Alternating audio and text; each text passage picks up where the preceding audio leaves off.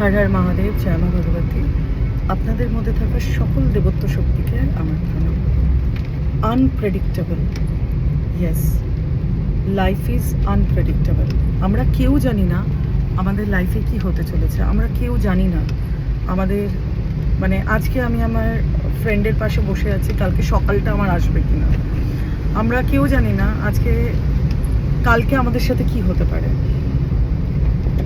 বুঝতেই পারছেন আমি নিজেও ওনার খুব ফ্যান ছিলাম। ওনার এরকম রাহুল স্যারের এরকম আনপ্রেডিক্টেবল ডেথ সত্যি ভীষণ ভীষণ খারাপ লাগছে। আমি আমার এনার্জি বডি, আমার মহাকাল আদিশক্তিকে বলবো ওনার আত্মার শান্তি কামনা করছি, ওনার আত্মার শান্তি হোক।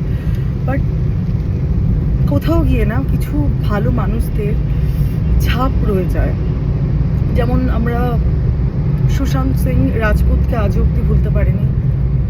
আমিও জানি রাহুল স্যার এরকম একটা পার্সন, ওনার অরাটা এতটাই ভালো ছিল, ওনাকে হয়তো কেউ আর কোনোদিনও ভুলতে পারবে, উনি কোনোদিনও মুছে যাবেন না। তার সাথে কিছু কথা আমি পার্সোনালি ওনাকে চিনি না, আমিও আপনাদের মতোই দর্শক, আমিও ওনাকে বড় স্ক্রিনেই দেখেছি, ছোট পর্দায় দেখেছি, কিন্তু কিছু লোকের কমেন্ট, মানে একটা মানুষ, হ্যাঁ আমি মানছি একটা মানুষ মরে গেলেই সে মহান হয় না, বাট তার সম্পর্কে কেন সে বলছে, কি তার পয়েন্ট অফ ভিউ কি না, সেটা না জেনে কমেন্ট করছেন। আর সব থেকে বড় কথা, ওনার একটা শিশু সন্তান রয়েছে, সেই ছোট্ট যাকে নিয়ে উনি সহজ কথা বলে এত সুন্দর একটা পডকাস্ট এনেছিলেন, ওনার ছেলের নাম দিয়ে উনি একটা জার্নি শুরু করেছিলেন। সেই শিশুটা তার বাবার কাছে, প্রত্যেকটা শিশু তার বাবার জন্য, আর প্রত্যেকটা বাবা তার শিশুর জন্য অসম্ভবভাবে একটা ইমোশনের জায়গা। সেখানে আপনারা যে কমেন্ট করছেন না, সত্যি মনুষ্যত্ব কোথায় আছে বলুন তো? এই যে কমেন্ট করছেন, একবার ভাবছেন না ওনার স্ত্রী, আরে উনি সেলিব্রিটি হয়েছেন বাই প্রফেশন, উনি আমাদের বিনোদন দিয়েছেন, ওনার ওয়াইফ আমাদের এত সুন্দর সুন্দর মুভি বলুন, বিনোদন বলুন উপহার করছে, আমাদের এন্টারটেন করছেন।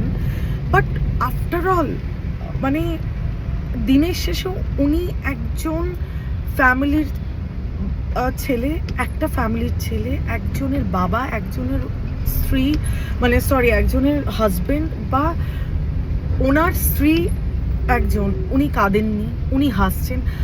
আমার তো কোথাও গিয়ে ওনাকে দেখে মনে হলো না উনি হাসছেন। উনি কি করবেন, মানে বুক চাপড়ে কাঁদবেন, মানে একটা সিন ক্রিয়েট করে কাঁদবেন, মানে তাহলেই মনে হবে যে দুঃখ পেলাম।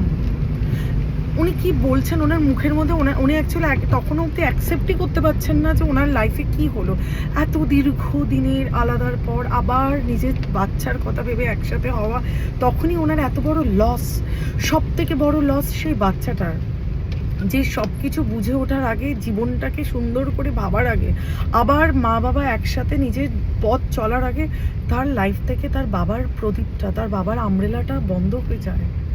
সেখানেও আপনারা কমেন্ট করছেন, সেখানেও আপনাদের কিছু না কিছু বলতে হচ্ছে, মানে সেখানেও সেই মানুষটাকে, ঠিক আছে আপনাদের জন্য সেই মানুষটা ভালো না, আমার তাতে কোনো অসুবিধা নেই, সবার একটা পয়েন্ট অফ ভিউ থাকে। আপনার জন্য, আপনাদের জন্য উনি ভালো মানুষ না, বাট ওনার বাচ্চাটা তো কিছু করেনি। সেই বাচ্চাটা যখন এই কমেন্টগুলো পড়বেন, আপনি ভাবতে পারছেন ওনার শিশু মনে, ওর শিশু মনের মেন্টাল কন্ডিশন কি হতে পারে, ওর মেন্টাল হেলথ কি হতে পারে। অলরেডি ও ভালো শেপে নেই, সেই শিশুটা তার এই ছোট্ট বয়সে তার বাবার মুখে আগুন দিতে হচ্ছে, মানে তাকে তার বাবাকে ছেড়ে দিতে হচ্ছে, আর জীবনে সেই মানুষটাকে ফটো ছাড়া সে পাবে না। সেখান থেকে দাঁড়িয়ে আপনাদের কাছে না হাত জোর করে একটা রিকোয়েস্ট করছি, বাজে কথা বলার অনেক সময় আছে, আপনি একটা কাজ করুন, সেই গ্রাজটা না আপনি আমাকেও বলে দিতে পারেন, মানে আপনাদের যারা যারা শুনছেন এই কথাটা, আপনারা আমাকে স্ল্যাং ইউজ করে দিন, বাজে কথা বলে দিন, I don't have any problem, but ওই মানুষটাকে নিয়ে এমন কিছু বলবেন না যেখানে ওর শিশু, ওই বাচ্চার ছোট্ট ওনার ছেলের শিশু মনে এমন আঘাত লাগুক বা এমন কষ্ট পাক যে ও নিজে অসুস্থ হয়ে পড়ুক। এটা আমার রিকোয়েস্ট আপনাদের কাছে। আই থিঙ্ক আপনারা বুঝতে পারছেন আমি কি বলছি। ভালো থাকবেন, ভালো রাখবেন।